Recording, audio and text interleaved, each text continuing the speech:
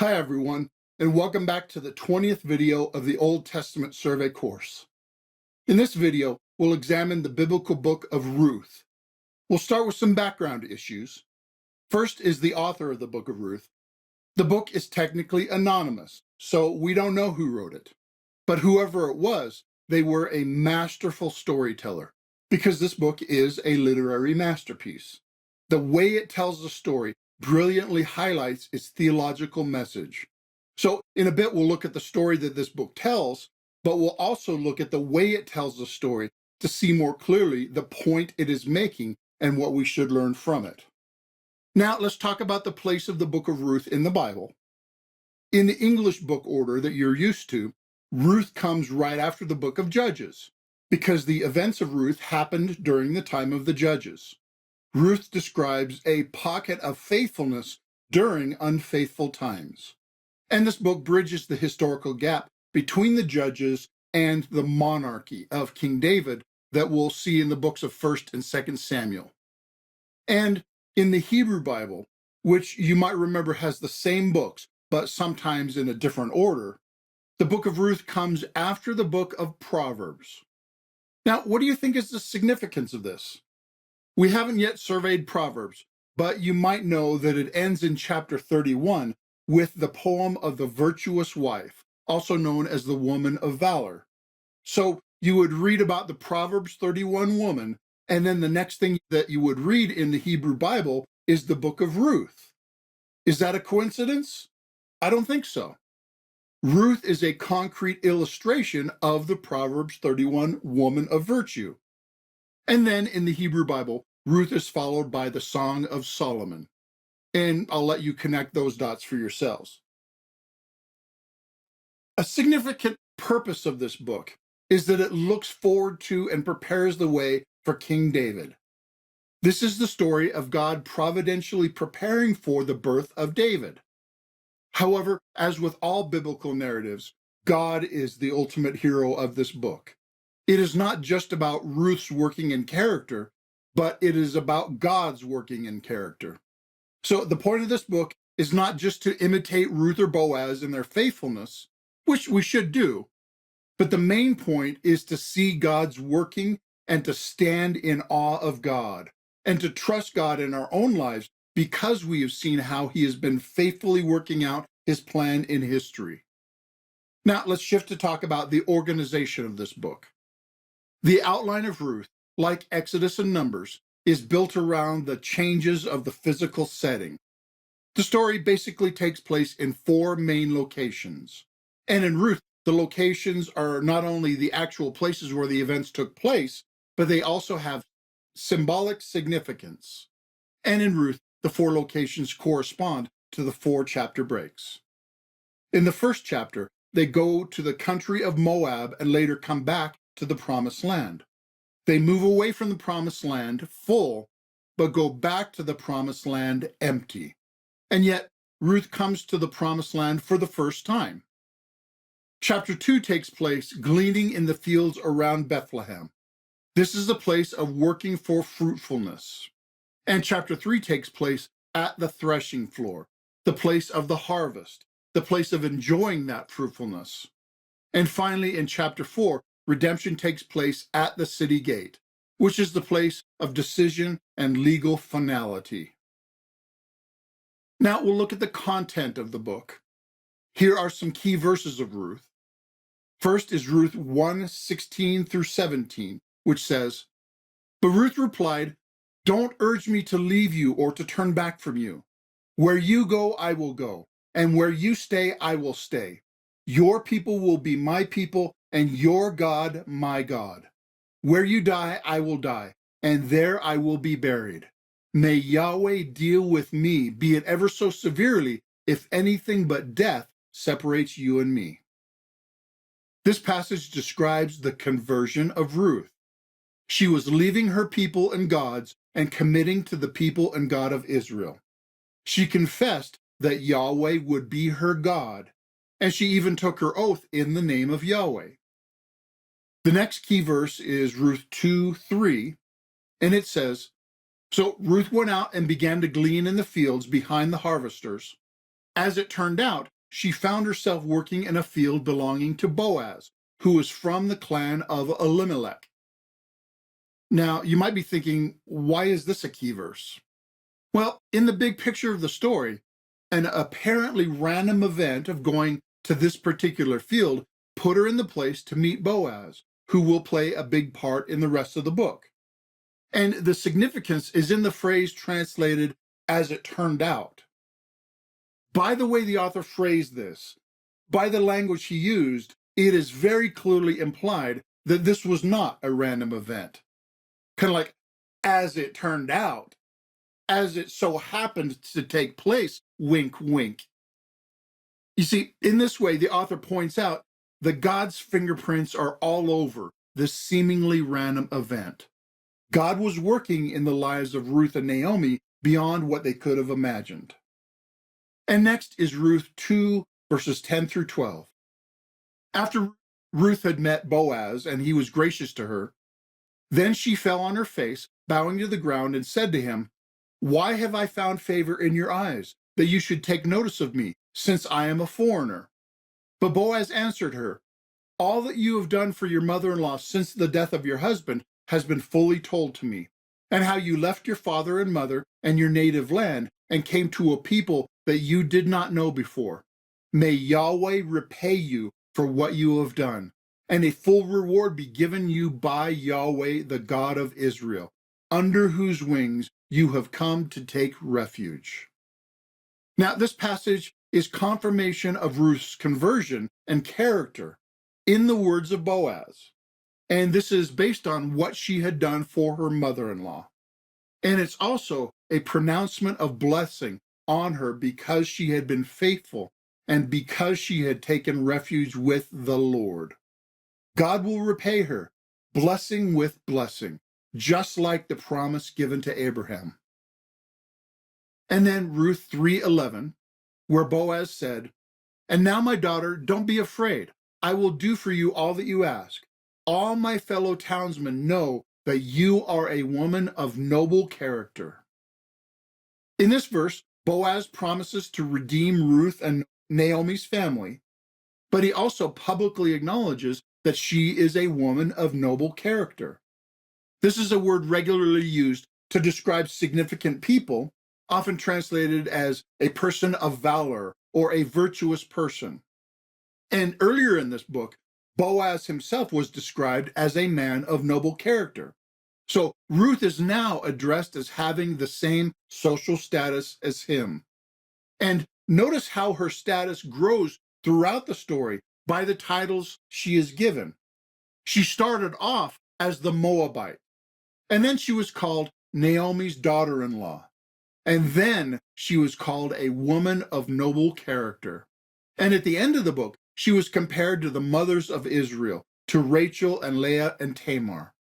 She's been promoted to the highest status as a result of her conversion to Yahweh and his people. And finally, Ruth 4:14, where it says, "The woman said to Naomi, 'Praise be to the Lord, who this day has not left you without a kinsman redeemer. May he become famous throughout Israel.'" Now, this passage brings closure to one of the threads of the story. Naomi had earlier complained that God had forsaken and forgotten her. God's character was doubted and tested in Naomi's life. But by the end of the story, the whole town proclaimed that the Lord had come through big time. God had not left her without a redeemer to restore all that she had lost and more. And they prayed that her redeemer would be famous, which came true. So now let's walk through the plot of the book of Ruth. In the first scene, Naomi moved to Moab and then returned. She moved away from the promised land with her husband and 2 sons. They were trying to find a better life in Moab, away from a famine in the land. But symbolically, leaving the promised land is always bad. Her 2 sons then each married a Moabite woman, and then her husband and later both of her sons died, leaving Naomi and her 2 daughters-in-law, Ruth and Orpah. Then Naomi started back to the promised land. because it says she heard that God had visited Israel, in the sense that he had put his attention on them to end the famine. And when she got there, she told people to no longer call her Naomi, which means pleasant, but she said they should call her Mara, which means bitter. She complained that God had forsaken her, which kind of looks like what had happened if we stop the story there. And on the way out of Moab, she had told her daughters-in-law to leave her and go back to their families.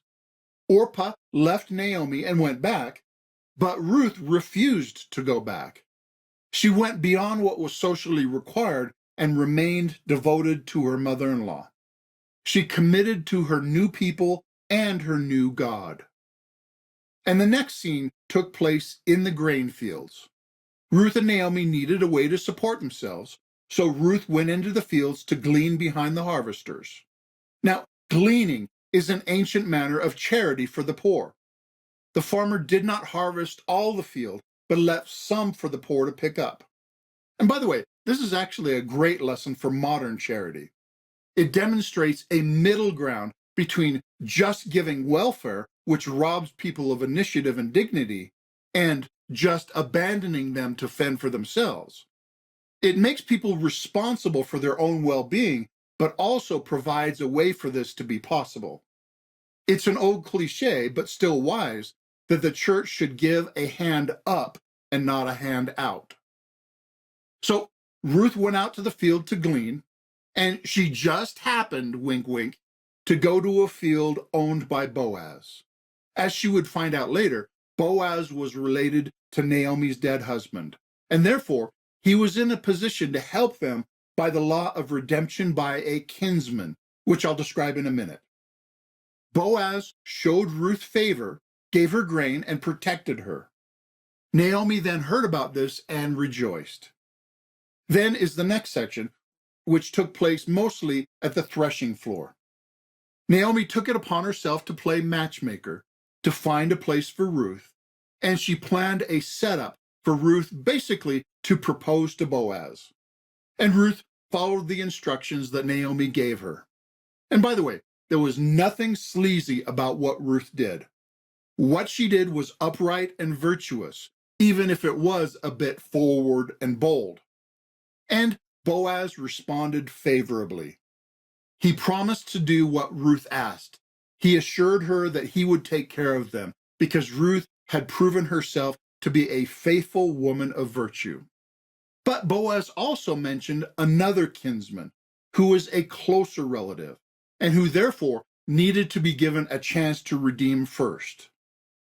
Now, as an aside, I do need to mention a few things that will help us understand what is going on in this story, particularly as related to the idea of a kinsman redeemer.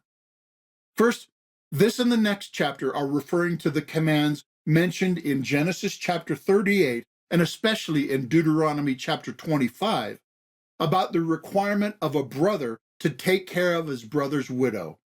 And there are commands in Leviticus chapter 25 about the family purchasing or buying back the property of a poor relative so that the land stays in the family.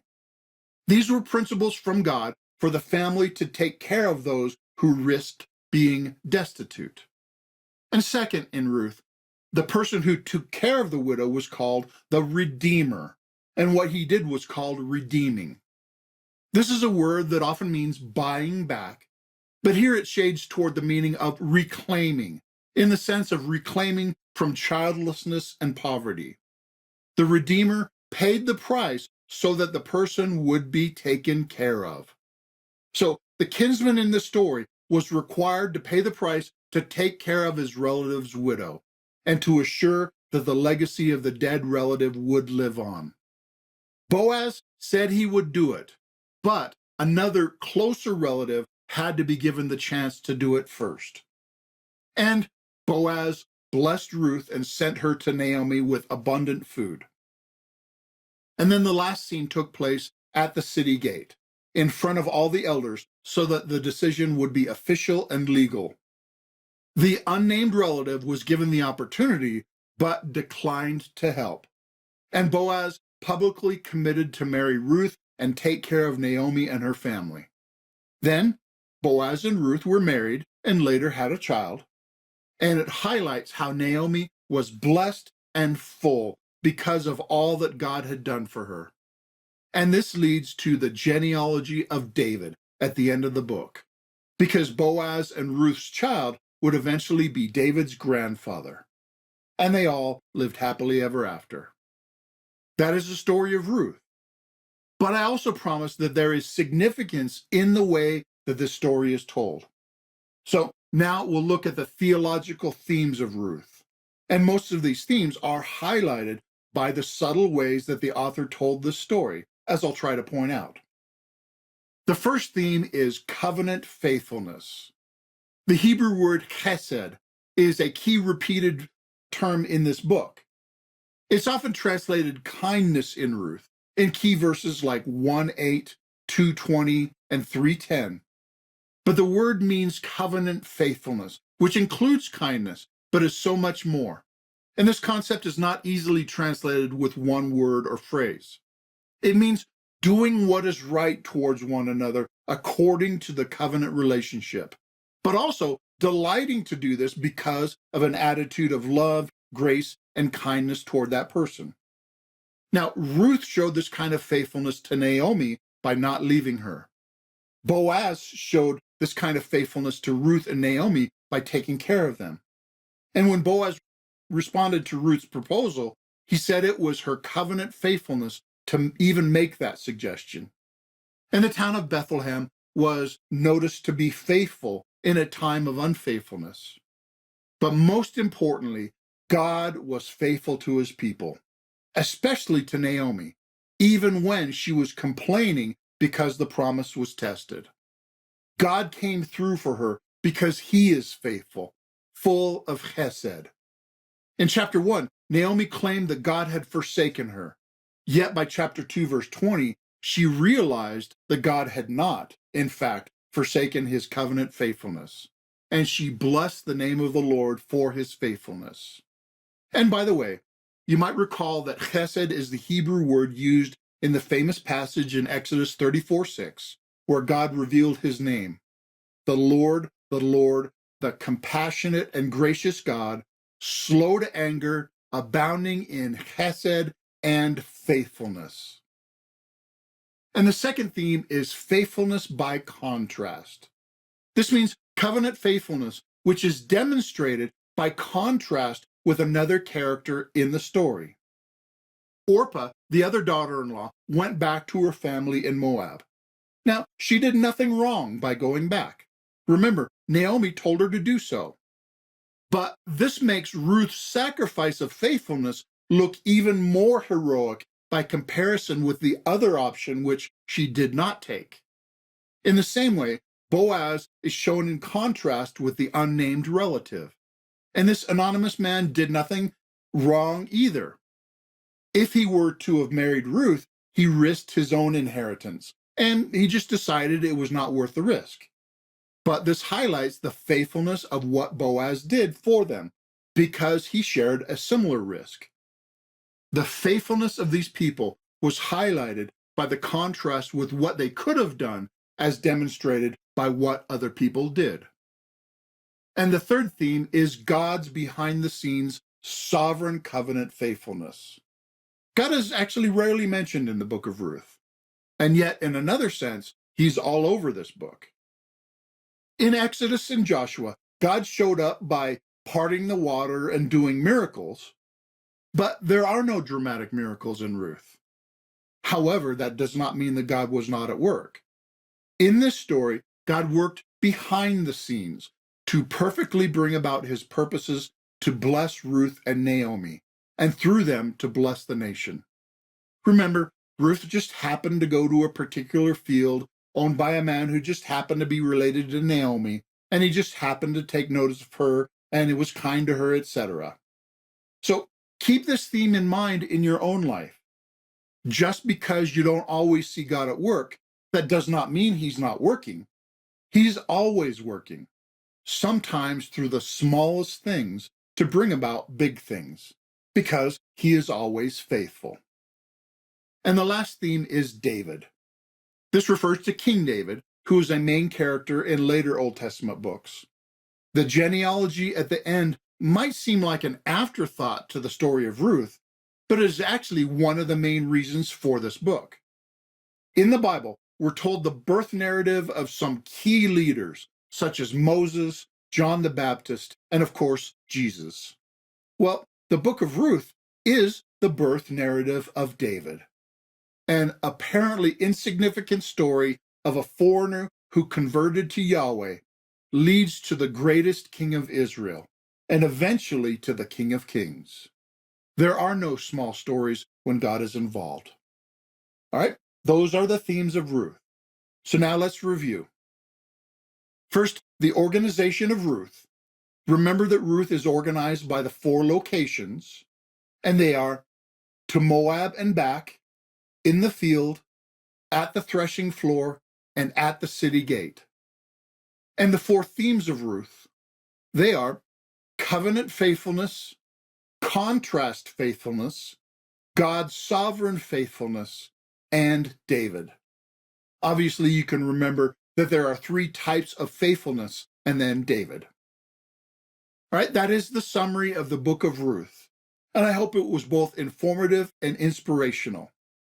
In the next section, we'll see how the story of Israel moves forward from here in the next historical book, which is 1 Samuel.